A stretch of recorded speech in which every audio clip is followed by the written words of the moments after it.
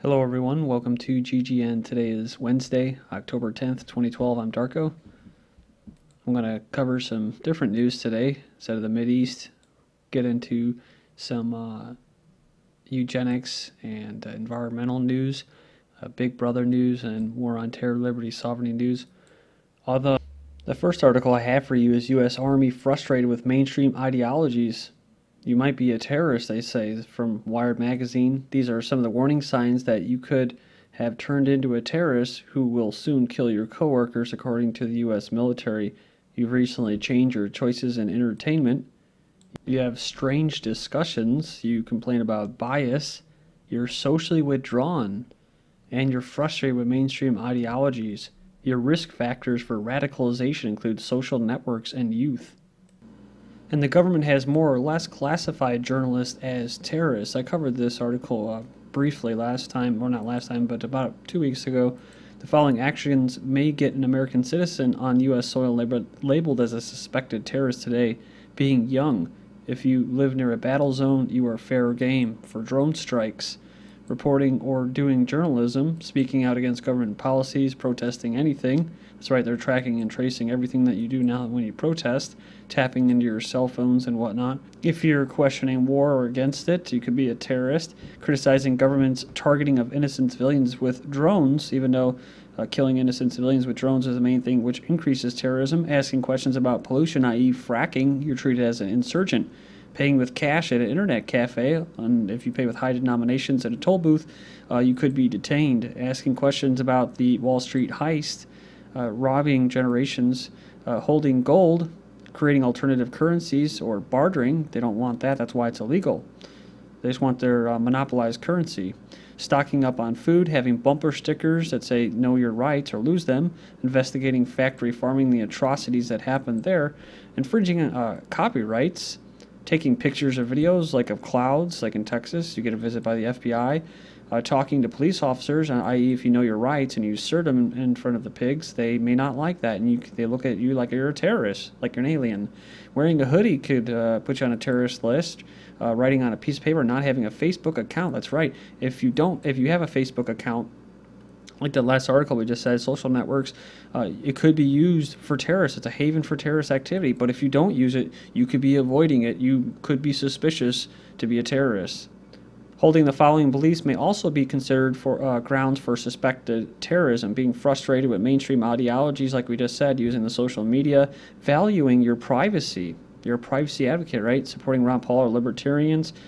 Being a Christian, being anti-tax, anti-regulation for the gold standard. Being reverent of individual liberty, being anti-nuclear, believing in conspiracy theories, you might be a terrorist.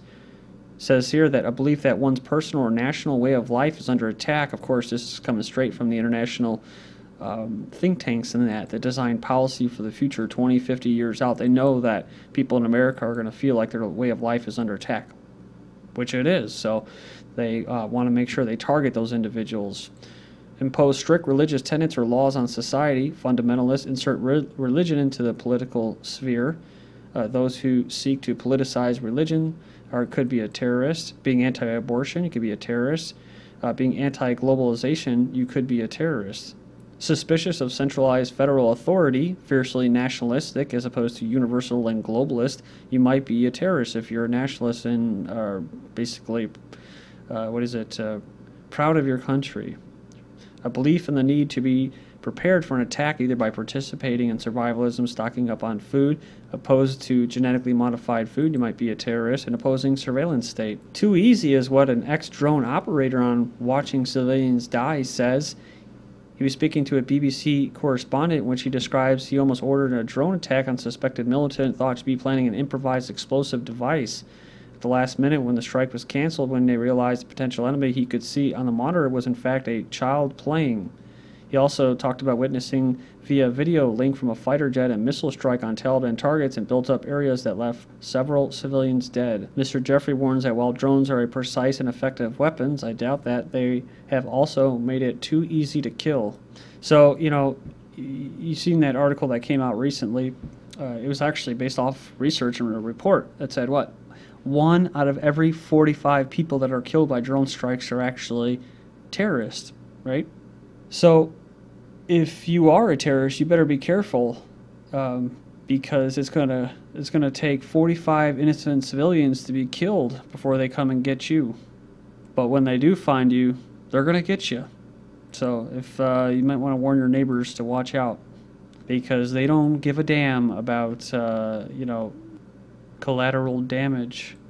Next article I have for you is court upholds U.S. government immunity in terror eavesdropping. U.S. court on Tuesday left in place a law that allows the Justice Department, I love how they call it the Justice Department because it's the exact opposite in justice, to stop suits against telecom companies for participating in wiretaps of potential terrorists. So we're all potential terrorists. Just they'll throw that out there after going through all those lists of descriptions of possible terrorists. We are all potential terrorists. So, of course, the ruling was a key setback for civil libertarians and all the other people who think that they can actually gain freedom through statism, through legislation, through government actions, and that challenging the broader powers of the government since 9/11 attacks in the U.S.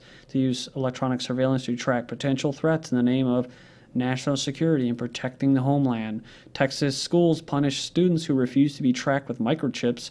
A school district in Texas came under fire earlier this year when it announced that it would require students to wear microchip-embedded ID cards at all times. Now students who refuse to be monitored say they are feeling the repercussions. On October 1st, students at the John Jay High School in Texas and San Antonio have been asked to attend class with photo ID cards equipped with these RFID chips to track every student's location. The educators insist that the endeavor is being rolled out in Texas to stem rampant truancy.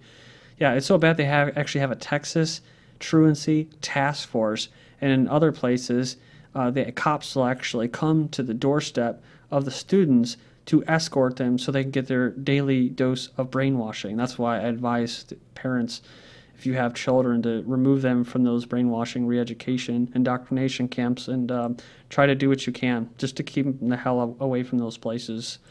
Devastating the school's funding. So, of course, the teachers are going to be on board with this. They have to be. Whatever the school and the eugenicists, social engineers incorporate in their policy making, they have to go with. Because my mom's she's about to retire, and she can't wait to get out of there. And she told me she can't even write her own curriculum, and she does it a little bit. She tries to fight the system, whatever, but you can't, right? You can't say no to this. You have to be on board.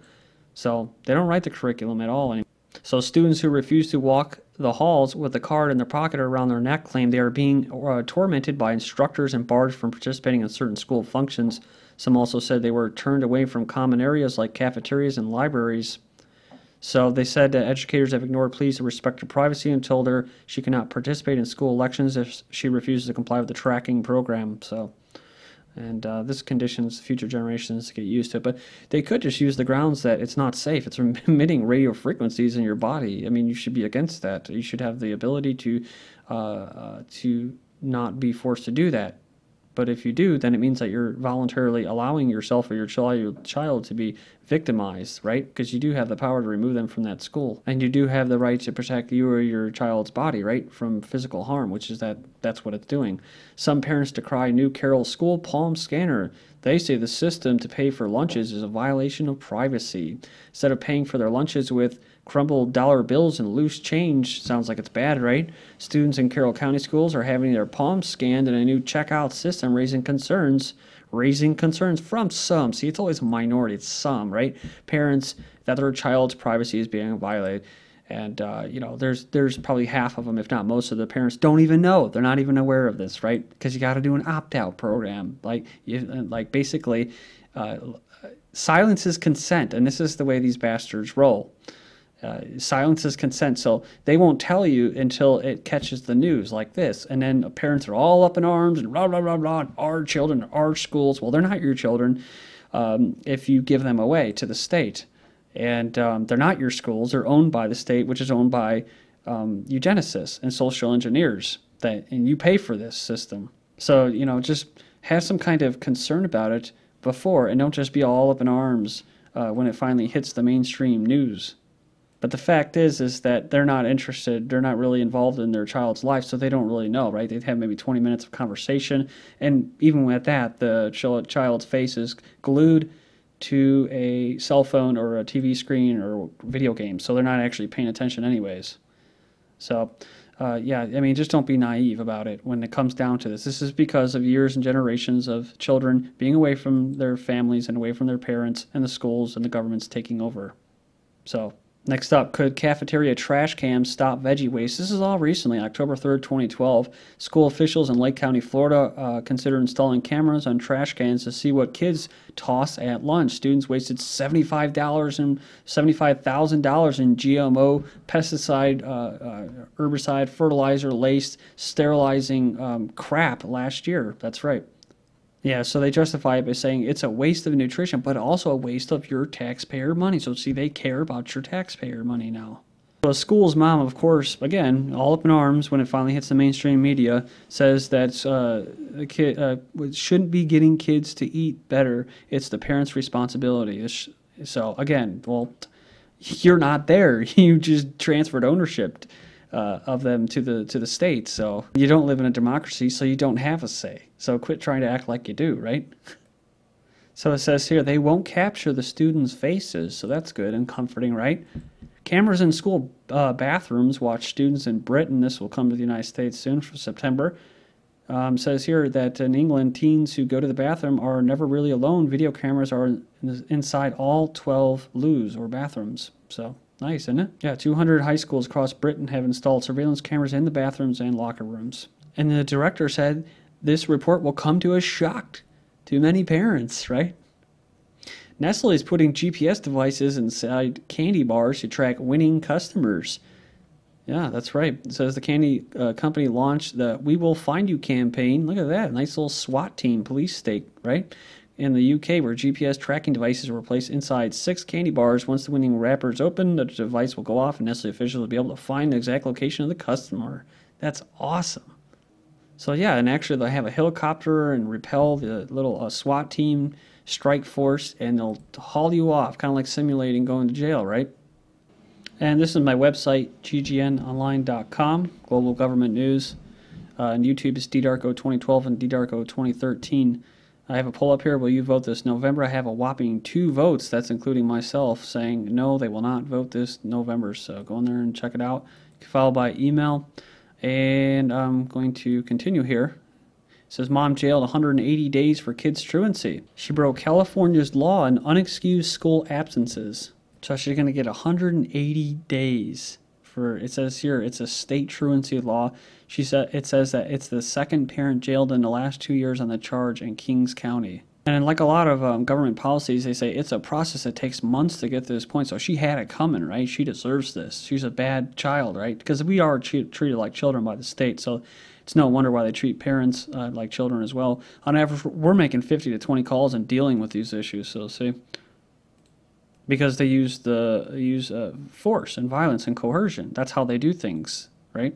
Like everything else. So you think at the 100th phone call, they would just give up, saying, well, you know what, maybe this mother does not want her children to come to this school anymore. Okay, that's our voluntary consent. Okay, so be it. No, they have to use force. They have to put them in CPS. They have to put her in jail.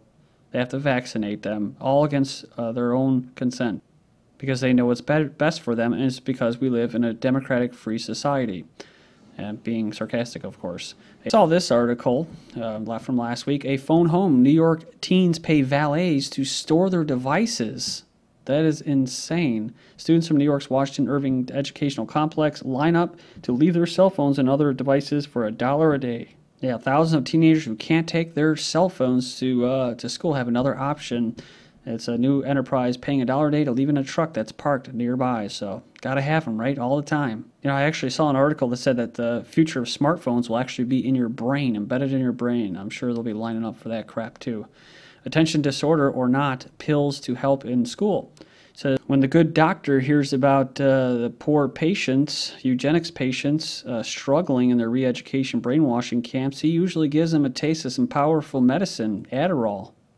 And they give them all these pills and stuff like that, but the good doctor says that the disorder is made up, an excuse to prescribe pills to treat what he considers the children's true ills, which is they're rejecting the programming.